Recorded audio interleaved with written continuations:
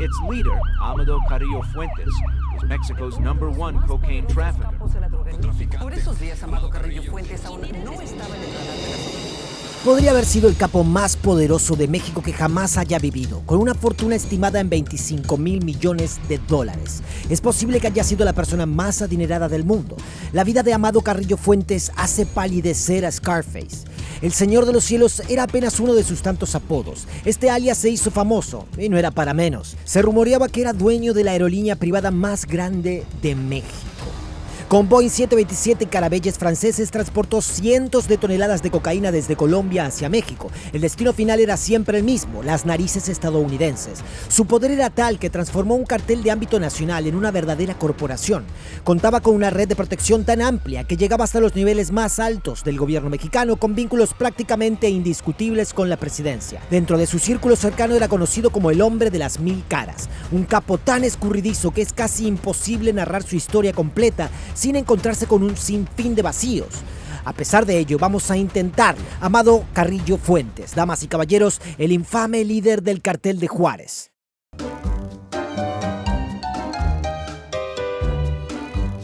La fecha de nacimiento de Amado es un misterio. Algunas versiones apuntan a la primera mitad de los 50, otras a 1956. Sin embargo, su lápida marca el 17 de diciembre de 1954, lo que nos da la pista más fiable. Proveniente de una humilde familia sinaloense, era hijo de Walter Vicente Carrillo Vega y Aurora Fuentes Aguirre. Amado provenía de una extensa familia, aunque no se sabe con certeza el número exacto de hermanos, las estimaciones varían de 8 a 14. La mayoría de los grandes capos del siglo XX eran originarios de Sinaloa, en el noroeste de México, un estado tan inmerso en el culto al narcotráfico que tiene su propio santo narco, el héroe popular Jesús Malverde. Amado no fue la excepción, nació en Guamuchilito, una diminuta ranchería en Sinaloa. Este estado, marcado por la pobreza y el abandono, tiene una historia en el siglo XX caracterizada por el bandidaje campesino y el contrabando de drogas, con figuras al estilo Robin Hood que se enfrentaban a un gobierno corrupto. Conocemos poco sobre los primeros años de Amado, pero es razonable pensar que su infancia no fue distinta a la de otros capos sinaloenses de alto rango. Hombres forjados en la pobreza real y criados entre la corrupción de las autoridades locales, gubernamentales y policiales. Es probable que sus ideales al estilo Robin Hood se vieran reforzados por las atrocidades de las fuerzas estatales, como el brutal ataque contra estudiantes protestantes en 1968 o contra familias campesinas y dueños de plantaciones en el noroeste de México en 1977. Es posible que Amado no tuviera una educación más allá de la primaria. Tal vez dejó la escuela desde joven para trabajar en el campo. Hay quien afirma que se graduó de la universidad con un título en Derecho, mientras que otros lo pintan como alguien sin estudios, casi incapaz de hablar español. Aunque se puede dudar de su formación académica, la idea de que carecía de educación básica parece exagerada. El tío de Amado era Ernesto Fonseca Carrillo, mejor conocido como Don Neto. Don Neto era un narcotraficante de la vieja escuela, el tesorero de Pedro Avilés Pérez, o el primer traficante mexicano que unió a los narcotraficantes sinaloenses bajo un solo sistema de contrabando. Posteriormente, Don Neto cofundaría el legendario Cartel de Guadalajara, el primer consorcio narcotraficante con alcance en todo México, liderado por Miguel Ángel Félix Gallardo. Fue bajo la tutela de su tío que Amado incursionó en el tráfico de drogas. Los años 70 marcaron un antes y un después en la historia del narcotráfico mexicano. En lo que se conoció como Operación Cóndor, el gobierno mexicano colaboró con la DEA para acabar con el tráfico de drogas en Sinaloa. Causó una enorme agitación en la región, donde los campesinos, independientemente de si eran narcotraficantes o no, fueron despojados de sus tierras, golpeados, torturados, violados, y los narcotraficantes no tuvieron más remedio que trasladarse a otro lugar. La mayoría se trasladó hacia Guadalajara, estableciendo ahí su nueva base de operaciones. Probablemente, y a través de los contactos de su tío, Amado fue enviado primero al estado de Durango, donde cuidaba campos de marihuana, y luego se mudó a Zacatecas, en el centro norte de México. Ascendió en la escala del crimen organizado como ayudante, tanto en el cultivo como en el traslado de marihuana y heroína hacia Estados Unidos, cargando contrabando en camiones antes de llevarlo a casas seguras. Eventualmente, Amado, él mismo, se convirtió en un traficante de poca monta, un bandido despiadado con adicción a la cocaína y una tolerancia cero ante las filtraciones de seguridad. A principios de los años 80 lideraba un equipo de 60 y 80 personas y había avanzado a utilizar aviones bimotores que probablemente piloteaba él mismo. Se rumorea que Amado también pasó 5 años trabajando para la notoria Agencia del Servicio Secreto de México, la DFS, la Dirección Federal de Seguridad, un emblema de la corrupción estatal. La complicidad de esta agencia con los carteles de la droga es ahora de dominio público. Aunque desconocemos el rol exacto de Amado dentro de la DFS, poseía una credencial de la misma, considerada como el pase de acceso a la total impunidad en México por aquel entonces. Según informes, Amado estuvo aliado con la DFS hasta su disolución en 1985, momento en que fue sustituida por otra agencia que también resultó una farsa. Amado fue clave en el crecimiento de las redes de su tío y consecuentemente en las de Félix Gallardo. Asimismo, colaboró con los Herrera, una de las familias más destacadas en el contrabando de México y figuras prominentes en el comercio de heroína hacia Chicago. A finales del 84 o principios del 85, Amado se trasladó a Ojinaga, en Chihuahua, aunque una fuente importante data su llegada desde 1981, posiblemente enviado por su tío y el cartel de Guadalajara para aliarse con Pablo Acosta Villarreal, el infame Zorro de Ojinaga. Acosta, mitad Robin Hood, mitad sociópata adicto al crack, era conocido en el mundo del narcotráfico por su brutalidad hacia sus enemigos. Tuvo una rumoreada tendencia a arrastrar a sus enemigos en vehículos hasta hacerlos trizas.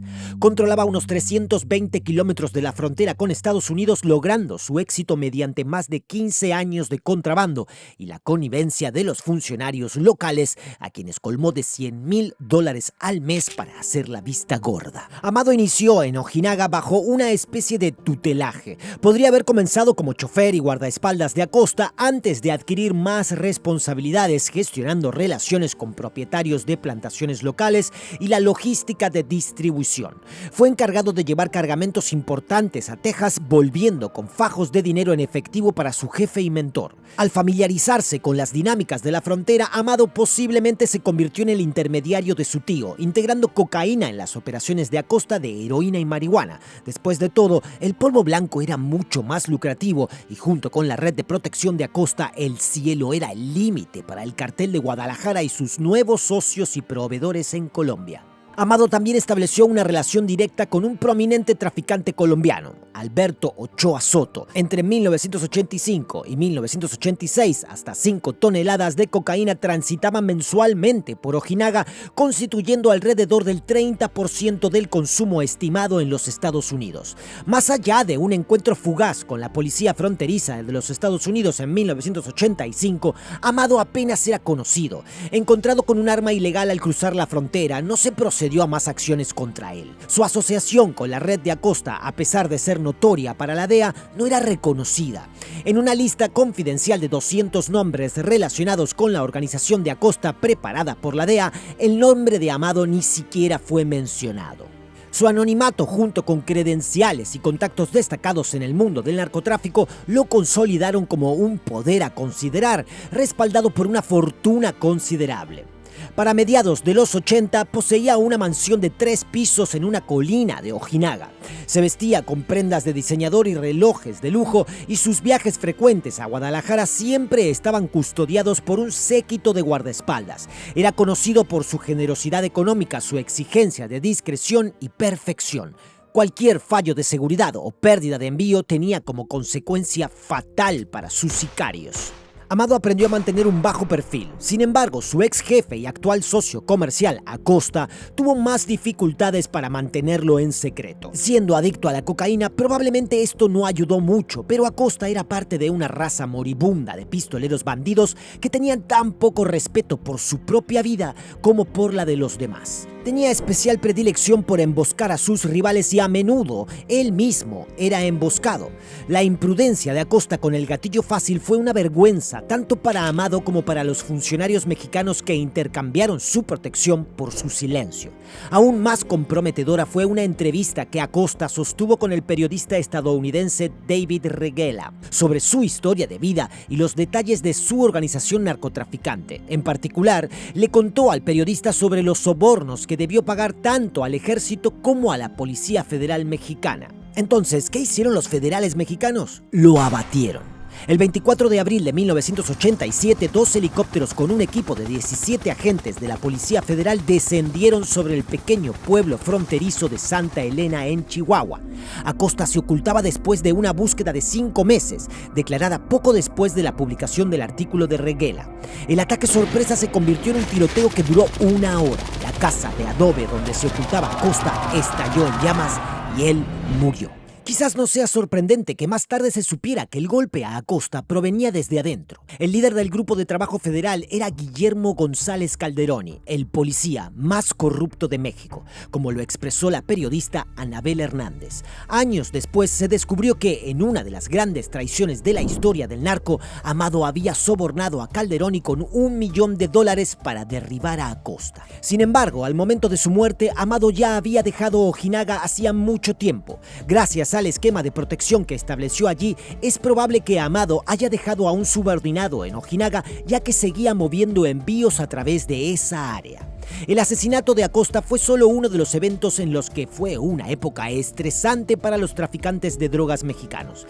En 1985, el agente de la DEA, Enrique Camarena, fue capturado, brutalmente torturado y asesinado por líderes y afiliados del Cartel de Guadalajara. La Operación Leyenda, la campaña de mano dura más estricta en la historia de la DEA, expuso niveles asombrosos de corrupción dentro del gobierno mexicano. Los cofundadores del Cartel de Guadalajara, Don Neto y Rafael Caro Quintero, fueron capturados y encarcelados. Muchos más cómplices del Cartel de Guadalajara en ambos lados de la ley sufrieron destinos similares. A medida que el Cartel de Guadalajara se desmoronaba ante sus ojos, Amado se escapaba del peligro. Antes de la muerte de Acosta, huyó a Torreón, en el estado de Coahuila, donde continuó trabajando con la familia Herrera, manteniendo un perfil bajo. Posteriormente, Amado se trasladó a Hermosillo, en Sonora, para estar más cerca de los envíos de cocaína que llegaban desde Colombia. Además, este era el lugar donde su hermano Cipriano había establecido una red de tráfico. Amado estableció una base en el pueblo minero de Nacosari de García, donde almacenaba armas en casas de seguridad con la ayuda del ejército mexicano. En julio de 1988, este hombre fundó su propia aerolínea. La registró a nombre de su segunda esposa y la llamó Taxeno, Centro Norte de Aerotaxi y Aviación. Su modesto inventario inicial incluía 2 Cessnas modelos 421 y 206, un Aztec Piper, 2 Rockwell Sabreliner de doble jet modelos 80 y 75A, así como un Lear 25. Estas aeronaves podían aterrizar y despegar en pistas cortas, lo que las hacía perfectas para transportar cocaína y efectivo, aunque también se utilizaban con fines legítimos. En septiembre de 1988, el hermano de Amado, Cipriano, fue asesinado. Según el registro oficial, se suicidó. Sin embargo, dada la cantidad de balazos de AK-47 que recibió en la cara, la DEA dudaba fuertemente de las versiones oficiales. Es más probable que se trate de un asesinato brutal y sádico, uno que impide que una madre realice un funeral con ataúd abierto. Sabemos que Amado personalmente condujo el cadáver de su hermano a su ranchería de Guamuchilito, donde Cipriano fue enterrado en el suelo de la capilla familiar, junto a su padre. 4 años después, en abril de 1989, el padrino de Guadalajara, Félix Gallardo, fue arrestado tras años de presión e investigación del gobierno estadounidense. ¿Quién lo delató? Su viejo amigo y cómplice Guillermo Calderoni, el renegado más infame de México, conocido por cambiar de lealtades constantemente. Amado fue el siguiente. En junio de 1989 lo capturaron mientras estaba en una fiesta en un rancho cerca de Badiraguato, Sinaloa. Las versiones difieren en la narrativa. Una cuenta dice que los oficiales sorprendieron a Amado mostrando una pistola chapada en oro calibre 45, incrustada de joyas. Sin saber quién era, pero seguros de que era una figura importante en el mundo del narcotráfico, lo llevaron a una base militar cercana. Se dice que los soldados torturaron a Amado durante 10 días hasta que reveló su verdadera identidad. Otra versión afirma que una fuente interna afirmó que soldados mexicanos en la nómina del Cartel de Tijuana fueron enviados para asesinar a Joaquín El Chapo Guzmán. Dado que El Chapo había huido de la escena aproximadamente media hora antes de que llegaran los soldados, tomaron a Amado en su lugar. Lo que ocurrió a continuación es incierto. Una fuente afirma que la familia de Amado presionó o incluso pagó a los oficiales para que entregaran a Amado a una autoridad civil. Una vez allí, Amado intentó convencer a sus nuevos interrogadores de que era un ganadero con varias propiedades en Chihuahua. Incluso lo hizo bajo un nombre diferente, Juan Carlos Barrón Ortiz. Sin embargo, los agentes no estaban convencidos. Amado fue acusado con su nombre real el 21 de agosto de 1989, encontrándose culpable de contrabando de cocaína a Texas mediante su operación de taxi aéreo bajo la protección del Cartel de Juárez. Amado Carrillo Fuentes fue arrestado en su casa de $1.2 millones en Guadalajara, una de las muchas propiedades en todo México. Su hogar en Guadalajara, junto con 6 avionetas, fueron confiscados. Según una fuente confidencial, su primera residencia en prisión fue la cárcel de Guamachulito en Sinaloa. La prisión resultó ser una farsa, ya que Amado continuaba dirigiendo sus operaciones y viviendo como quería. Debido a las amenazas de muerte, su asociado, el Chapo, supuestamente arregló la detención de Amado en el reclusorio sur de la Ciudad de México, una prisión de máxima seguridad donde estaría más seguro.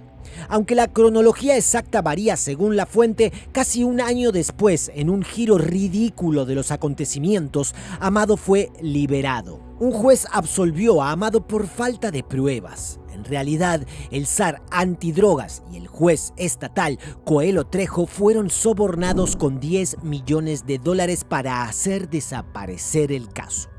Justo cuando los grandes capos se estaban adaptando a sus sentencias de cadena perpetua tras las rejas, su antiguo teniente se alejó, un hombre libre, y volvió a sumergirse en las sombras. Félix Gallardo estaba en la cárcel y los carteles de Sinaloa y Tijuana estaban en guerra. Era hora de construir su propio imperio. Amado fue a Juárez, que para entonces era un importante centro de tráfico. Siguiendo los pasos de sus predecesores, Félix Gallardo y Juan José Esparragosa, alias El Azul, comenzó a unir a los capos de la droga mexicanos y les dijo: déjenme manejar los acuerdos con los proveedores colombianos, únanse a mí para mover el contrabando y todos ganan. Amado estaba en contra de la competencia y a favor de los carteles. Buscaba cooperación. Más manos significaban un pastel más grande y todos obtendrían una porción más grande. Negociaba cargamentos de cocaína para sus aliados mexicanos, compartía puertos de entrada cobrando una tarifa. También actuaba como pacificador cuando surgían disputas sobre sistemas de suministro y rutas de contrabando. El nuevo cartel operaba como una corporación y sus miembros del consejo, los propietarios del cartel y funcionarios gubernamentales, se reunían cada 3 meses aproximadamente para resolver disputas comerciales y expandir operaciones. Amado era el indicado para unir a los carteles después de la caída de Gallardo. Sus conflictos previos con la ley dejaron al descubierto el alcance de su impunidad. Con el tiempo, Amado estaría desembolsando entre $300 y $500 millones cada año para protegerse a sí mismo y a su negocio. Los niveles más altos de las Fuerzas Armadas y del gobierno estaban a sueldo. Existen pruebas sólidas que vinculan sus operaciones con el presidente Carlos Salinas y su sucesor Ernesto Zedillo. Para la DEA, Amado prácticamente no existía. Un genio intocable al estilo del Mago de Oz, que siempre cubría sus rastros. Las pistas se agotaban tan rápido como aparecían. El método preferido de Amado para silenciar posibles filtraciones de seguridad era la vieja táctica del plata o plomo, el dinero o la bala. Como resultado, prácticamente nunca se mencionaba en la prensa mexicana y los residentes de Ciudad de Juárez, la base de operaciones de su organización, vivían con temor al cartel y su sangriento reinado de terror. Con sólidos vínculos con proveedores colombianos, el negocio de Amado continuó creciendo. Para principios de la década de 1990 había adquirido otros 9 aviones ligeros, lo que le permitía completar 5 envíos de media tonelada cada mes. Sin embargo, con el paso del tiempo, el cartel de Medellín se volvió un problema.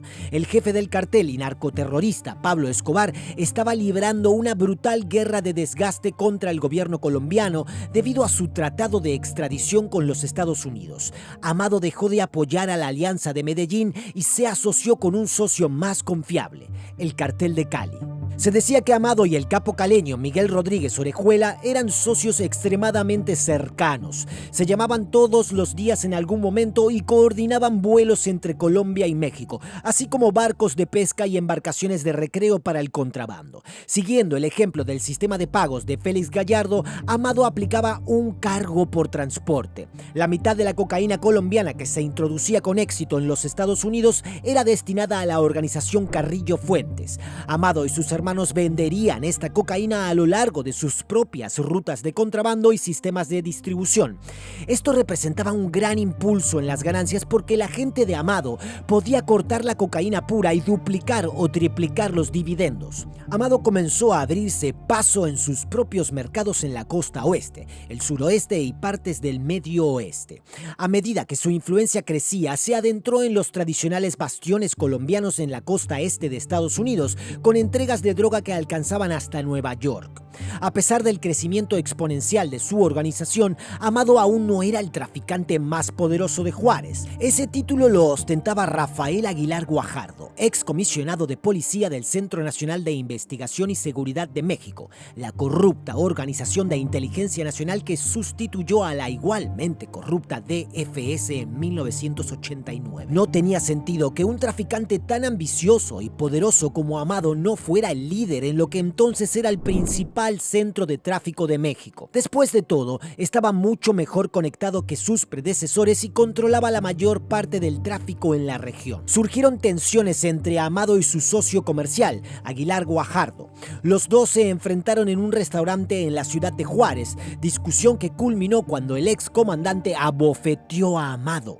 Según una fuente, los guardaespaldas de Amado prepararon sus armas, pero él les ordenó que no dispararan. Los dos hombres se separaron. Había rumores de que Aguilar era un soplón.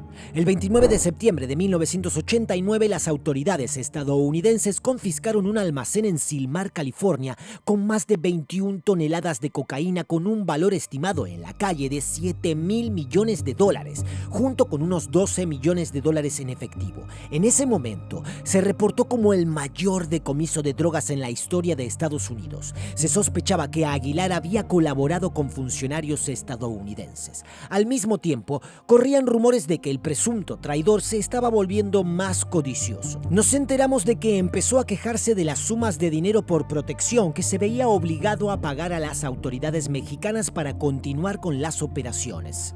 Estaba amenazando con delatar a los actores clave del sistema de plazas, especialmente a los funcionarios gubernamentales. Los ladrones encontraron a su héroe en armadura brillante en la figura de Amado Carrillo Fuentes. El 12 de abril de 1993, apenas 1 o 2 días después de amenazar con hacer pública la información, asesinaron a Aguilar.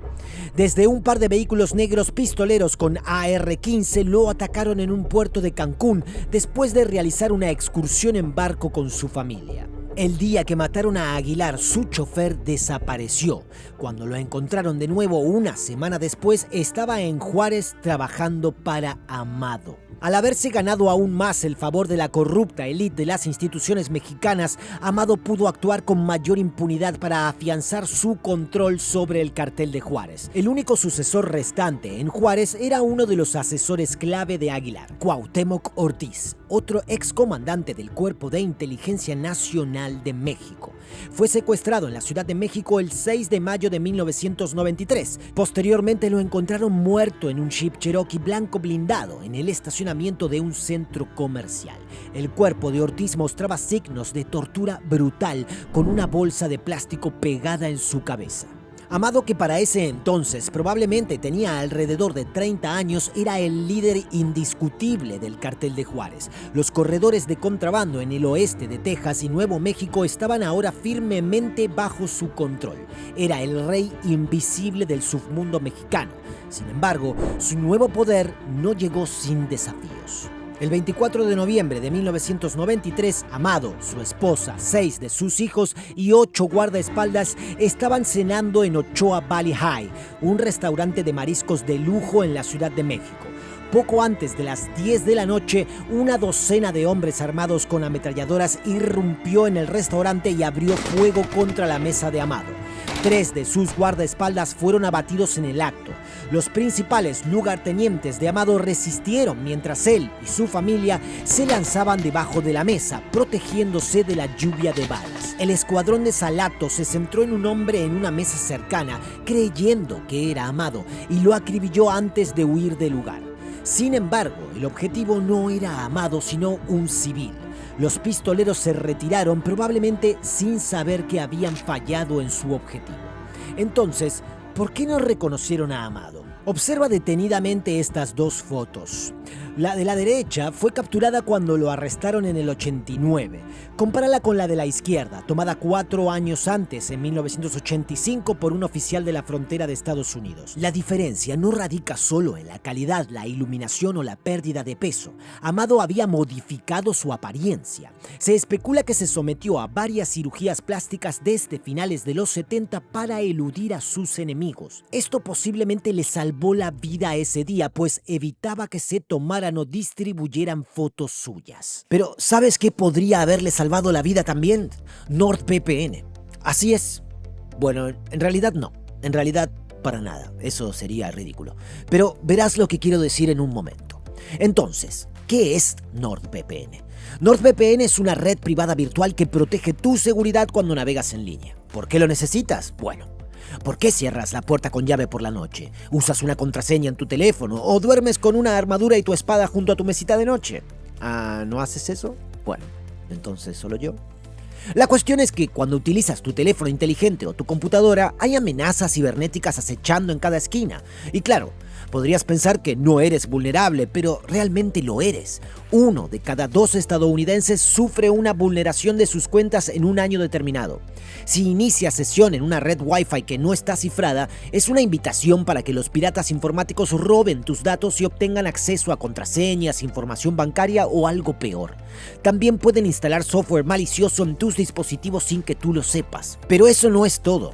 Incluso cuando utilizas tu propio Wi-Fi, los proveedores de servicios de Internet mantienen registros de los sitios web que visitas y en muchas regiones, especialmente en América del Norte, los proveedores de Internet pueden vender legalmente estos datos a anunciantes y a las grandes empresas tecnológicas. Con NordVPN, mi actividad en línea se redirige a través de un servidor seguro e independiente que enmascara mi dirección IP y oculta mi ubicación, por lo que puedo navegar de forma mucho más anónima y sin la necesidad de preocuparme de quién está mirando mis datos, dónde terminarán y cómo esto podría ponerme en peligro. Todo lo que tienes que hacer es presionar un botón y hacer clic en el país al que deseas redirigir tu dirección IP. Registrarse es totalmente libre de riesgos con una garantía de devolución de dinero de 30 días y puedes obtener un jugoso descuento simplemente usando mi código de referencia.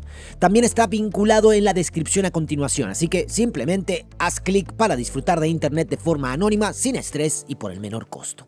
Ahora volvamos al video y a un hombre que probablemente se tomó el anonimato tan en serio como debería. Circulaban rumores de que el cartel del Golfo estaba detrás del atentado. No obstante, el tesorero personal de Amado señaló a los hermanos Arellano Félix, cabecillas del cartel de Tijuana, como los autores intelectuales. Esta versión cobra más sentido, considerando la alianza de Amado con el Chapo, enemistado a muerte con el grupo de Tijuana. Amado tuvo problemas para calmar e incorporar a esta fracción dentro del cartel de Juárez. Por ello, alarmado por el peligro que corrían él y su familia, Amado reforzó su seguridad y se sumergió aún más en el anonimato. Los negocios de Amado con el cartel de Cali iban a ponerse todavía más redituables. Contaba con un sistema de protección a toda prueba, desde policías corruptos que echaban la mano en el acarreo hasta agentes de radar que protegían o hacían la vista gorda con los cargamentos aéreos. Amado solo tenía que aumentar la marcha en las operaciones y así elevó el narcotráfico a otro nivel. Comenzó a meter toneladas de coca en jets jumbo. Entre mayo del 94 y marzo del 95 se contrabandearon al menos 7 cargas de coca desde Colombia hasta México en Boeing 727, Caravelles y Lockheed turbopropulsores que habían sido reacondicionados. Pero, ¿quién los financiaba? Hay quien dicen que los de Cali, otros que Amado. Seguramente fueron los dos. Después de todo, Amado tenía su propia compañía de avionetas con una inversión fuerte en tecnología e infraestructura aeronáutica. Esto fue lo que distinguió a Amado Carrillo de sus contemporáneos e incluso de sus sucesores.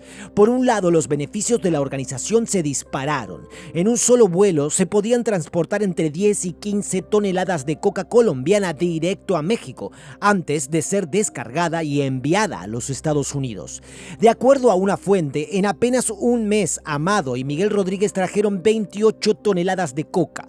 Recordemos que las 21 toneladas de coca incautadas en el operativo de California en 1989 tenían un valor estimado de $7.000 millones. Se especula que los ingresos de Amado eran más de 4 veces lo que sumaban los demás carteles mexicanos en sus ganancias totales. Esto mostraba lo mucho que Amado había escalado en poder y lo arraigada que estaba la corrupción en México y también en Colombia.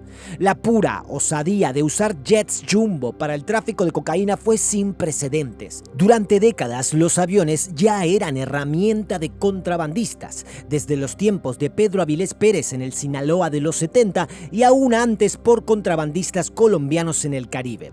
Los aviones volaban sin luces y aterrizaban en pistas ocultas del centro de México. La mercancía se descargaba y se transportaba en almacenes en el norte, sobre todo a Juárez, para luego traficarla por aire, tierra y mar. Este complejo y cambiante entramado de rutas y métodos de contrabando demandaba una creatividad sin límites por parte de los traficantes para asegurar la continuidad del negocio. La audacia de la operación le valió a Amado gran prestigio entre los narcotraficantes y hasta entre los agentes estadounidenses que rastreaban su pista. El Señor de los Cielos se había convertido en una leyenda viviente. Lo que pocos saben es que el dominio de los jumbo jets de Amado fue de corta duración. En la segunda mitad de 1995, por el trabajo conjunto de la Policía Nacional de Colombia, la CIA y la DEA, se detuvo a la cúpula del cartel de Cali. 7 de sus principales jefes, entre ellos los hermanos Rodríguez Orejuela, Miguel y Gilberto y José Chepe Santa Cruz Londoño, acabaron tras las rejas.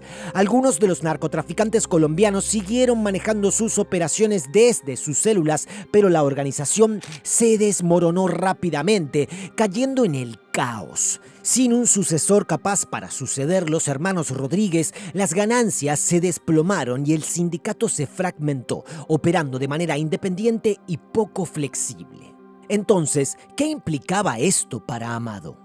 Desde la época de Félix Gallardo y aún antes, los colombianos tenían el control total del negocio de la coca, negociando directamente con los proveedores en Bolivia y Perú y supervisando la producción en enormes laboratorios dentro de la selva colombiana. Los colombianos eran quienes tomaban las decisiones y los mexicanos, si bien eran aliados estratégicos, no pasaban de ser simples mulas glorificadas, pero eso estaba por cambiar. Con los capos tradicionales de la coca ahora en declive, Amado puso el ojo hacia los Andes. Contactó a Luis Amado Pacheco, el principal productor de coca en Bolivia, y acordó el envío de 8 cargamentos de 4 toneladas cada uno. Esto dejó fuera a los intermediarios colombianos de siempre, permitiendo que Juárez se anotara ganancias más jugosas.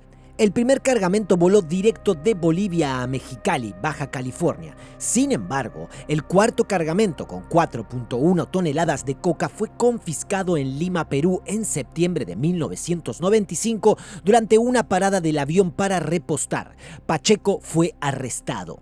Los miembros del cartel de Cali le informaron la movida a las autoridades bolivianas en venganza por las maniobras de Amado. Aunque Cali estaba debilitada, aún mantenía una red de inteligencia bastante eficaz. Una guerra de bandillas a escala intercontinental parecía inevitable. Sin embargo, Amado optó por solucionar las cosas de manera pacífica, al mismo tiempo que seguía adelante con sus estrategias a futuro. Considerando cómo estaba el panorama del narcotráfico en Colombia, él aún tenía una ventaja considerable. Así que organizó varias reuniones. Ningún bando quería enviar a sus capos de alto rango al territorio ajeno, así que optaron por conformarse en países centroamericanos neutrales como Guatemala, El Salvador y tal vez Panamá. Amado, a través de sus representantes, comunicó a los delegados de Cali que tanto Juárez como los demás carteles mexicanos mantendrían sus operaciones directas con los proveedores de Perú y Bolivia. Explicaron la importancia de proteger las participaciones de mercado de México frente a las cadenas de suministro vulnerables de los colombianos. De hecho, los mexicanos ya habían iniciado la creación de sistemas alternativos de suministro en los países andinos, con el fin de eliminar intermediarios. La ventaja para los colombianos residía en que aún podían colaborar con los proveedores habituales y seguir exportando mercancías desde Sudamérica, pero solo pudieron llegar hasta México. Allí, a los colombianos se les pagaría en efectivo y la cocaína quedaría al cuidado de traficantes mexicanos, quienes luego la introducirían de contrabando hacia los Estados Unidos. Era, como se dice, una oferta que los colombianos no podían rechazar. Carecían de influencia para traficar sin los sistemas y rutas de los mexicanos. Así que, en vez de aislarse del mayor consumidor mundial de cocaína, aceptaron el acuerdo de Amado. Esto implicaba una notable reducción en su poder y ganancias, pero también significativamente menos riesgo. Mientras la era dorada de los carteles colombianos llegaba a su fin, los mexicanos, bajo el mando del cartel de Juárez, salieron victoriosos. Ahora bien, mencioné que el sorprendente dominio de los jumbo jets de Amado fue bastante efímero. La fragmentación de las organizaciones colombianas y la consiguiente presión sobre los narcotraficantes sudamericanos obligaron a Amado a buscar formas de transporte más discretas. En noviembre de 1995, 2 carabelles partieron de Colombia cargando en total unas 25 toneladas de cocaína, valoradas en cerca de $500 millones. Pero estos serían algunos de los últimos grandes envíos aéreos registrados. Los barcos y avionetas se convirtieron en el estándar para los envíos de Sudamérica a Centroamérica. Los camiones frigoríficos, entre otros vehículos terrestres, transportarían las cargas a lo largo de la carretera panamericana, haciendo uso de los cruces fronterizos relajados por el Acuerdo de Libre Comercio NAFTA de 1994, antes de que las cargas fueran contrabandeadas a través de la frontera de Estados Unidos a través de México. Basta decir que en ese momento Amado era uno de los hombres más poderosos, si no el más poderoso de México. Y para enero de 1996, Juan García Ábrego, el líder del Cartel del Golfo y el principal rival de Amado, fue arrestado. Miembros de la organización de Amado eran los futuros narcotraficantes de Sinaloa, Joaquín el Chapo Guzmán, Héctor el Güero Palma, Ismael el Mayo Zambada, así como los hermanos Beltrán Leiva, Juan José el Azul Esparragosa, Ignacio Nacho Coronel, entre muchos otros grandes nombres de los carteles mexicanos. A medida que su poder se multiplicó, lo mismo ocurrió con sus enemigos. A pesar de que los restos del cartel de Cali aceptaron el acuerdo previo con Amado, pusieron precio a su cabeza. $1 millón. Amado todavía tenía enemigos de Medellín, como los hermanos Ochoa, cuyo tío, Alberto Ochoa Soto, se cree que Amado había asesinado cuando fue liberado por una corte estadounidense en 1995. En México, Amado enfrentaba una doble amenaza: el cartel del Golfo como rival y oficiales corruptos que amenazaban con delatarlo si no aumentaba el dinero para su protección. En julio del 96, el gobierno mexicano también emitió una orden de arresto contra Amado, presionado por las frustradas autoridades estadounidenses que seguían las acusaciones por cargos de tráfico de drogas en Texas y Florida. Hasta entonces, no hubo ni un solo cargo contra Amado por parte de la justicia mexicana. Amado estaba cada vez más paranoico y su adicción a la cocaína apenas ayudó. Consideró seriamente hacer las maletas y marcharse de México, llegando incluso a enviar un equipo de economistas a Sudamérica. Allí buscaron países donde Amado podría reubicarse, encontrando y evaluando oportunidades de inversión en países como Argentina, Brasil y Chile. Esto último fue particularmente considerado debido a una economía de libre mercado estable y próspera. La paranoia del capo no era infundada. El 5 de enero de 1997, Amado festejaba la boda de su hermana Aurora en Navolato, Sinaloa. Cerca de la medianoche, 60 soldados y policías asaltaron el rancho con la esperanza de atrapar al capo y a otros afiliados entre los 1000 invitados presentes. Pero no corrieron con suerte. A Amado lo habían avisado en el último momento, dándole tiempo suficiente para escapar en un coche que conducía a una mujer con sus hijos. La presión estaba alcanzando a Amado. Para salvaguardar su fortuna y a su familia, negoció con el ejército mexicano. En 3 reuniones grabadas entre diciembre de 1996 y enero de 1997, uno de los principales lugartenientes de Amado se reunió con 4 o 5 generales de alto rango de la Secretaría de la Defensa Nacional de México, Sedena. El mensaje de Amado fue simple: retrocede y yo puedo ayudarte. Si continúas atacando mi negocio y mi familia, habrá problemas. Estas eran las condiciones. Amado sería considerado como un hombre de negocios, no como un criminal. El gobierno mexicano aceptaría sus sobornos, haría la vista gorda ante sus operaciones e impediría su captura a toda costa. A cambio de su protección, el gobierno mexicano obtendría los siguientes beneficios. 1. Amado se uniría a las autoridades para erradicar lo que llamaba tráfico de drogas desorganizado, eliminando operaciones menores que escapaban al control de los grandes cárteles del país. 2. No se venderían drogas en México, solo se exportarían a otros lugares, a Estados Unidos, Europa y más allá. 3. El cartel de Juárez y sus aliados se abstendrían de ejercer violencia alguna contra las autoridades mexicanas. 4. Quizás lo más crucial, Amado seguiría generando enormes beneficios para México, impulsando la economía con dólares estadounidenses. Si no se cumplían sus condiciones, Amado simplemente abandonaría México y llevaría su negocio a otra parte, poniendo en riesgo la economía mexicana. De acuerdo con el periodista Charles Bowden, estaba en lo cierto. Las mayores fuentes legales de ingreso en México eran el petróleo, las remesas y el turismo. El tráfico de drogas superaba ampliamente la suma de estas 3. Pemex, el gigante petrolero y el mayor exportador legal del país, generaba ingresos de 7 a 8 mil millones de dólares anuales y el narcotráfico 30 a 32 mil millones. Los generales rechazaron el trato. Sin embargo, las fuentes sugieren que inicialmente aceptaron 5 mil millones de dólares para guardar silencio antes de retractarse. Más tarde, el fiscal mexicano Marcial Macedo de la Concha declaró que desconocían que estaban tratando con representantes del crimen organizado. Es muy posible que el rechazo a su oferta marcara el inicio de un nuevo capítulo en la vida de Amado. Un poco después de la tercera reunión, Amado, al sobornar a un oficial militar de bajo rango, también un agente encubierto en la Ciudad de México, habría dicho que se iba del país y probablemente no se volverían a ver. Y probablemente lo decía en serio. Abandonó México, apareciendo en Rusia la primera semana de febrero de 1997 para después dirigirse a la Argentina.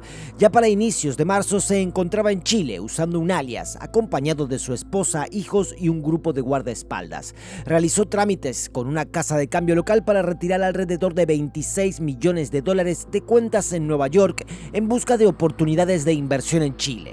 Se dice que Amado incluso intentó adquirir una importante naviera en la ciudad portuaria Puerto de Valparaíso con el objetivo de trasladar cocaína hacia Norteamérica. Tras explorar oportunidades comerciales en Colombia y Cuba, Amado volvió a Chile. Según informes de la seguridad chilena, invirtió cerca de 6 millones de dólares en 11 autos de lujo, una docena de mansiones, ranchos y condominios. Era evidente que se estaba preparando para iniciar operaciones comerciales allí. Había fundado incluso una empresa fachada denominada Hércules Ltd., destinada al lavado de dinero para las operaciones de contrabando. El 9 de junio volvió a estar en Cuba, pero 5 días más tarde se dirigió hacia la Ciudad de México. La situación en México había dado un vuelco desde su partida en febrero de ese año y había cambiado debido a este hombre, Jesús Gutiérrez Rebollo. Este individuo no era otro que el zar antidrogas de México. El general militar había sido nombrado jefe del Instituto Nacional para el Combate a las Drogas. la NCD, lo que lo convertía en la autoridad de interdicción de drogas de mayor rango del país.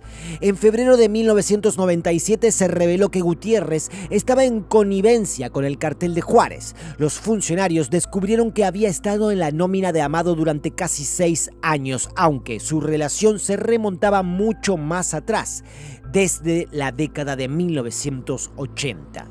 En uno de los momentos más absurdos de esta historia, el zar antidrogas de Estados Unidos, Barry McCaffrey, describió al general tras su ascenso como un hombre de integridad absoluta e incuestionable.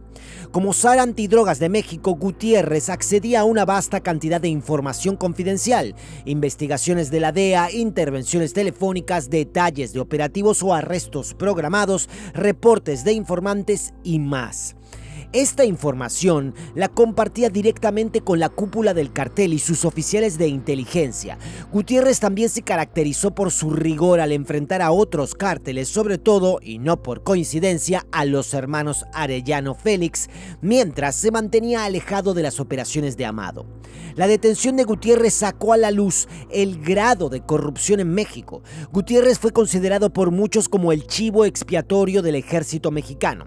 Su abogado, Arturo González Vázquez, ofreció una defensa apasionada, sosteniendo que Gutiérrez era el afectado en una lucha de poder corrupta. Meses más tarde, el abogado fue ejecutado con un arma de 9 milímetros. Un consejero cercano de Gutiérrez, Luis Octavio López Vega, quien había trabajado tanto con el ejército mexicano como con la DEA, era buscado por las autoridades mexicanas. Sin embargo, la DEA lo capturó primero y lo resguardó en los Estados Unidos. Tras extensas horas de declaración, logró revelar convincentemente los estratos de corrupción en el ejército mexicano. Esto representó una alerta para Estados Unidos, evidenciando que su vecino del sur, largamente controlado por el corrupto partido PRI, funcionaba como un estado mafioso. Entonces, ¿qué significó esto para Amado? Significó que la administración Clinton aumentó la presión, que había perdido la fe en México como colaborador en la guerra contra las drogas. Significaba enemigos más audaces en el mundo del contrabando, tanto mexicanos como colombianos, que buscaban señales de debilidad en el imperio de Amado.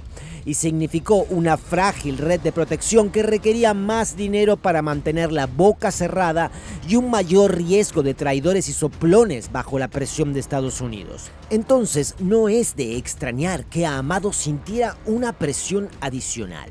Después de volver a la Ciudad de México, optó por someterse a una cirugía más para cambiar su apariencia. Aunque no sabemos cuántas veces lo había hecho antes, está claro que la operación que tenía en mente, al menos según los planes, era radical.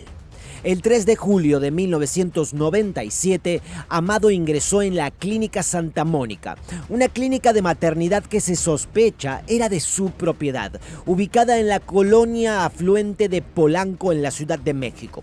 Los archivos oficiales revelan que Amado pasó 8 horas y media en el quirófano. Se le extrajeron 30 libras de grasa, sus ojos y nariz fueron remodelados y su mandíbula inferior fue fracturada y sustituida por una prótesis para cambiar el contorno de su rostro.